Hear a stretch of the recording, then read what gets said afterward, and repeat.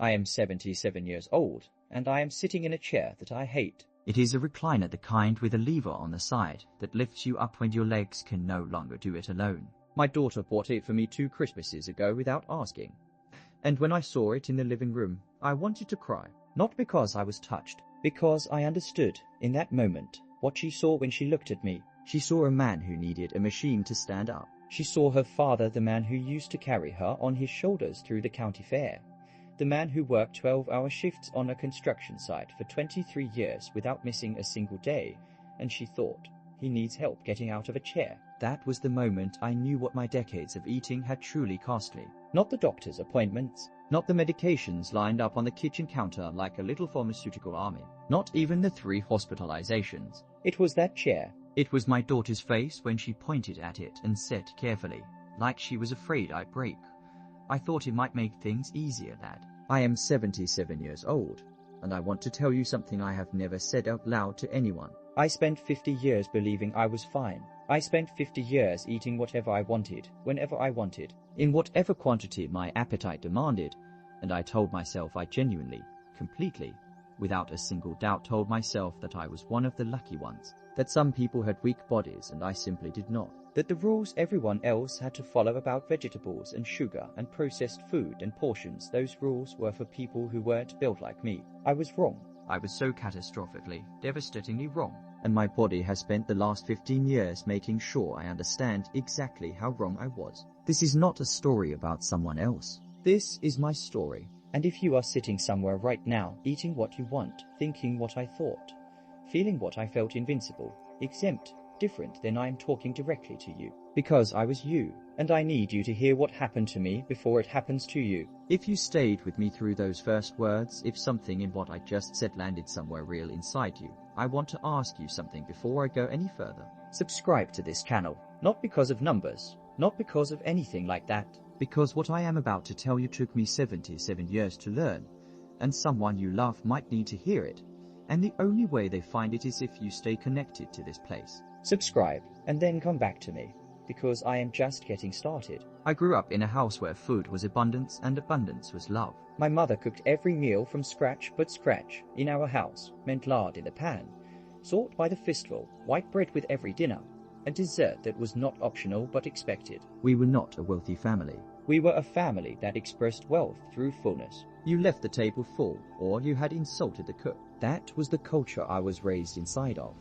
And I want to be clear, I am not blaming my mother. She fed us what she knew. She fed us what her mother had fed her. But I carried those habits out of that house at age 18, and I never questioned a single one of them for the next 4 decades. When I was 26 years old, I married Carol. Carol was a beautiful woman with a laugh that could fill a room and absolutely no interest in changing how either of us ate. She loved to cook the same way my mother had, heavy, generous, unconcerned with consequence. Sunday dinners were roast with gravy, potatoes fried in butter, and green beans cooked with bacon fat. Weeknights were whatever was fast hot dogs, white pasta with jarred sauce, frozen meals when she was tired, which after working full-time and raising 2 kids was often. I ate it all. I ate it gratefully. I ate it in quantities that I now look back on with something close to horror. I was 6 feet tall, and in those years, I was carrying 240 pounds in that frame, and I called myself a big man, a strong man. I wasn't sick. I worked hard. I never went to the doctor for anything serious. My blood pressure was something I had checked maybe twice in my 30s, and both times, the nurse said it was a little high. And I said thank you and left, and forgot about it before I reached the parking lot. I want you to understand what I believed at 40 years old. I believed that the human body, my human body specifically, was a machine built to absorb punishment and keep going. I had watched other men my age start having problems. A friend from work had his first heart scare at 43 and had to change everything. I watched him eat salads at lunch, and I felt something I am ashamed to admit now. I felt superior. I thought, that is what happens to men who don't take care of themselves. I take care of myself. I work. I stay active. A little extra weight never hurt anyone. My grandfather ate like this and lived to 81. I am fine. I told myself that for years. I told Carol that. I told it to my own reflection every morning while I drank my first of 4 cups of coffee with 2 spoons of sugar in each one. I had been drinking 4 sugared coffees a day since I was 22 years old. That is 18 years of that habit by the time I turned 40. 18 years. I never once connected it to anything. It was just coffee. Everyone drank coffee. What I did not know, and what no one had ever explained to me in a way that made it feel real, was that my body was keeping a ledger. Every processed meal, every soda, and I drank 2 liters of cola almost every day through my 30s, every plate of food that had been fried or salted or stripped of anything the body could actually use. Every year I went without a vegetable that wasn't canned and soaked in sodium. Every morning I woke up and chose convenience over nourishment. All of it was being written down somewhere. I just couldn't see the ledger. I didn't know the ledger existed, and I certainly didn't know that one day, without warning, the bill would come due all at once. I was 48 years old when the first sign arrived, and I ignored it completely. I was sitting at my desk at work. I had moved of the construction sites by then into a supervisory role, which meant I was sitting 8 to 10 hours a day instead of moving, and I felt a pressure in my chest that I had never felt before. Not pain exactly, pressure. Like someone had placed a hand flat against my sternum and was pushing, gently but steadily. It lasted maybe 4 minutes. Then it was gone. I sat there for a moment, blinked, and went back to the paperwork in front of me. I told no one. I did not call a doctor. I did not even mention it to Carol that evening over the dinner. She had made chicken fried in oil, rice and corn. I ate the whole plate and I thought, probably stress, probably the Hendrix Project, probably nothing. That was not nothing. That was my body speaking to me in the clearest language it had. I did not speak that language. I had never learned it because I had never believed I would need to. If anything I just described sounds familiar to you, if you have ever felt something and chosen not to look at it, press the like button on this video. I mean that. It tells me that these words are reaching someone. It tells me that I am not just speaking into silence. Because the next part of what I have to tell you is harder, and I need to know you are still here. By the time I was 54 years old, I had been ignoring signals for 6 years. The chest pressure had returned maybe a dozen times, always brief, always dismissed, always explained away as stress or indigestion or the fact that I had eaten too fast, which I always did because I had eaten fast my entire life and considered it a point of pride. Fast eater, good appetite, real man. I had also started noticing that climbing 2 flights of stairs left me winded in a way that was different from before. Not tired, winded. Heart pounding. A slight dizziness at the top. I told myself I was getting older. I told myself everyone slowed down in their 50s. I told myself Carol was right when she suggested we get a house with everything on 1 floor, and I agreed to move. And I never once asked myself why stairs had become a problem for a 54-year-old man who had spent his 20s hauling concrete. My cholesterol, when I finally had it checked at 56, the first real blood panel I had done since my late 30s, came back at 291. The doctor looked at me across his desk with the kind of careful expression that doctors use when they are about to say something they know will not be received well. He said I needed to make significant changes. He said the number was dangerous combined with my blood pressure, which had crept up to 148/94. He said the word cardiovascular several times. He gave me a pamphlet. He wrote a prescription. I filled the prescription, and I did not read the pamphlet. And I changed almost nothing about how I ate, because I had been eating this way for 35 years, and I was still standing, still working, still a big man who didn't need to be coddled by a piece of paper with pictures of fruits and vegetables on it. I want to stop here and tell you what I know now that I did not know then. The body has an enormous capacity to compensate. It will work around your damage for years, sometimes decades, quietly rerouting and adjusting and doing what it can with what you give it. That capacity is not a sign that you are fine. It is not permission. It is not evidence that your habits are acceptable. It is a grace period of mercy, and it has a limit. I treated 50 years of grace as proof that I was different. I was not different. I was just still inside the grace period, and grace periods end. I was 61 years old when mine ended. It was a Wednesday in November. Carol and I had just finished dinner leftover pasta, a lot of it, the kind with the heavy cream sauce she made, that I had always loved, and I was standing at the sink washing a dish when something happened to my left arm. Not pain, heaviness, a profound, strange heaviness that spread up from my elbow to my shoulder and then kept going. And then the pressure in my chest came back. But this time it was not gentle. This time it was a fist. I remember the dish in my hand. I remember the sound of Carol in the other room. I remember thinking, very clearly, with a calm that I now understand was shock, this is the thing I have been ignoring. And then I was on the kitchen floor. I woke up in a hospital. Carol was beside me, looking like someone had aged her 10 years in one night. My son Marcus was there. My daughter Elaine, the one who would later buy me the chair I hate, was there with her eyes red from crying. The doctor who came in told me I had had a myocardial infarction, a heart attack. He told me that my arteries showed significant blockage, the word he used was severe, and that I was going to need a procedure, and then a long recovery, and then a fundamental change in every single thing I put into my body. He said I was lucky. He said that in his professional opinion I had been heading toward this for at least 15 years, probably longer. 15 years. I sat in that hospital bed and did the math. 15 years ago I had been 46. My children had been in middle school. Carol had still been working. I had still been climbing scaffolding. 15 years of my body trying to tell me something was wrong, and 15 years of me explaining it away. Eating my pasta, drinking my cola, carrying my 255 pounds through a life I assumed would continue indefinitely. There are people who love you who need to hear something like this before it is too late for them. Subscribe to this channel and share it. Not for any reason except that this is the kind of thing that gets passed between people who care about each other. And I am running out of time to reach everyone on my own. The recovery took 8 months. 8 months of cardiac rehabilitation, of a diet I had to learn from scratch at 61 years old. Of discovering that I did not actually know what food was because I had spent my entire life eating products that were food's clothing without being food. I learned what fibber meant, not the word. I knew the word. I mean what it actually did, what happened in the body, why it mattered. I learned what processed seed oils had been doing to my arteries since I was a young man frying everything in vegetable shortening, because that was what my mother used and her mother before her. I learned that the 2 liters of cola I had drunk nearly every day for over 20 years had been delivering so much sugar into my bloodstream that my body had been fighting a slow metabolic war for decades and losing. I learned all of this at 61. Sitting in a rehabilitation center with my heart monitor sticker still visible under my shirt. And I want to tell you what I felt as I learned it. I felt cheated. I felt furious. But mostly, I felt stupid, and that is the one I carry with me every day.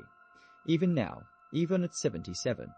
Because stupid is not what I was. What I was a man who never asked a question. A man who confused the absence of obvious disaster with the presence of health. A man who believed that feeling okay was the same thing as being okay. And that belief cost me everything I thought would be simple in old age. Now I will tell you what my life looks like. I wake up every morning at around 5:30, which is not a choice. It is what happens when your body has enough problems that sleep becomes unreliable. And I take 7 medications. 7. Some for the heart, 1 for blood pressure, 1 for cholesterol, 1 for blood sugar because the years of processed food and soda contributed to a pre-diabetic condition that became official at 68.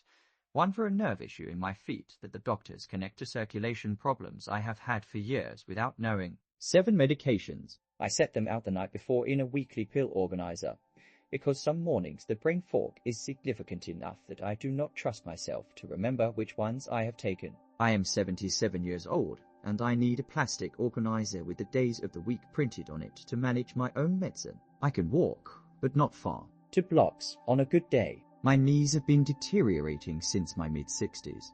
The combination of excess weight carried for decades and the joint inflammation that I now understand is connected to the years of inflammatory foods I ate with complete indifference. I use a cane when the weather is bad. I cannot drive long distances because my concentration wavers and my feet do not respond as quickly as they need to at speed. I have not driven on a highway in for years. My world has become very small. The house, the garden if the day is good, the medical appointments that fill my calendar in a way that my work calendar used to. Carol is still here, thank God, though her own health is not what it was, and I watch her sometimes and feel a guilt I cannot fully articulate, because the habits I maintained for decades were the habits we shared, and she shared them partly because I never questioned them, and I was the one who should have questioned them first. I want to destroy 3 things that I believed for most of my life, because I think you believe them too. The first is the idea that the body has unlimited time to absorb your habits and that you can fix things later, when they become a real problem. I believe this completely. I believed later was a real place I could go. Later turned out to be 61 years old on a kitchen floor. Later turned out to be 7 medications and a chair with a lever. There is no later in the way I imagined it. There is only the accumulation of what you are doing right now, compounding daily. for as many years as you allow it to continue. The second thing I need to destroy is the belief that a habit is harmless because everyone around you shares it. I drank soda every day because everyone I knew drank soda. I ate processed food because every household I knew ate processed food. Universality is not safety. What is common and what is healthy are not the same category, and I confused them for 50 years at tremendous personal cost. The third illusion, and this one is the most dangerous, is the belief that because you have not gotten sick yet, you are different. That the rules apply to the weak and the unlucky and not to you. I held this belief with a confidence that bordered on arrogance. I watched other men get sick and I felt, privately, superior. My body was stronger. My constitution was built different. My grandfather lived to 81 on this diet. I have none of that confidence now. I have only the understanding that the body does not grant exemptions. It does not care about your grandfather. It does not care about your pride. It cares about what you put into it, day after day, year after year, and eventually it presents you with an accounting of exactly what those choices built inside you. If you have stayed with me through all of this, if you are still here and something in you is shifting, even slightly, even uncomfortably, give this video a like. That is how I know this reached someone. That is how I know the time I spent telling this was not wasted, because I do not have unlimited time anymore. And every word I put out into the world is a choice. Here is what I do now. Here is what changed after the heart attack. Imperfectly, too late, but changed nonetheless. The first thing I stopped was the processed food. Not reduced, stopped. I know that sounds extreme, and I know some of you will say that is impossible. I said it was impossible for 2 years after the cardiac event, and I kept eating packaged things out of habit and inertia and the comfort of the familiar. And then I had a second, smaller cardiac event at 64, and I stopped arguing with myself and I stopped. No more packaged meals, no more fast food, no more foods with ingredient lists longer than 5 seconds. It took 4 months to stop craving what I had eaten for 50 years. It took 6 months before I stopped feeling deprived. It took 8 months before I began to feel something I can only describe as actual energy, not the artificial alertness I had mistaken for energy for decades, but something real and steady that did not crash by 2 in the afternoon. I was 62 years old the first time I understood what it felt like to have energy that came from what I am. 62. I had been eating my entire life, and I reached 62 before I knew what food was supposed to feel like. The second thing I did was begin to eat vegetables in quantities and varieties that would have made my younger self laugh. I now eat something green with every single meal. Every meal. Not because I love it some mornings. I do not love it at all, but because I understand now what those things do at the cellular level. The way fiber feeds the gut in ways that have downstream effects on inflammation and circulation, and even cognitive clarity. I eat walnuts every day. I eat fatty fish 3 times a week. I eat olive oil instead of everything I used to fry things in. My blood pressure is now 128/82. Not perfect, but 15 points lower than it was at its worst without medication adjustments. My cholesterol came down from 191 to 189. Those numbers represent 15 years of my body recovering from what I spent 5 decades building inside it. They represent what is possible when you finally stop. They also represent how much further I could have come if I had started at 30 instead of 61. The third and last thing, the thing I would do if I could go back to my younger self with everything I know now is, I would have asked questions. I would have asked what was in the food I was eating, not just what it tasted like. I would have gone to the doctor before there was a reason to be afraid, and I would have read the pamphlet. I would have taken the first blood pressure reading at 42 seriously, instead of dismissing it. I would have stood in my kitchen at 35 and understood that what I put into my body every single day was either building me or dismantling me. That there was no neutral.